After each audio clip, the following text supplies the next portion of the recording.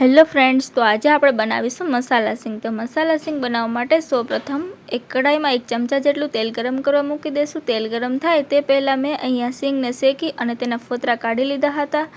ત્યાર પછી તેમાં આપણે એડ કરી અને 2 થી 4 મિનિટ માટે તેને સારી રીતે શેકી લેવાની છે, એકદમ સરસ રીતે। ત્યાર પછી તેમાં આપણે મસાલા કરી લઈશું। તો મસાલામાં અડધી ચમચી જેટલી હળદર, અડધી ચમચી જેટલું ધાણા જીરું પાવડર, અડધી ચમચી જેટલું લાલ મરચું પાવડર અને 1 ચમચી જેટલો આમચૂર પાવડર અને સ્વાદ અનુસાર મીઠું ઉમેરી દઈશું।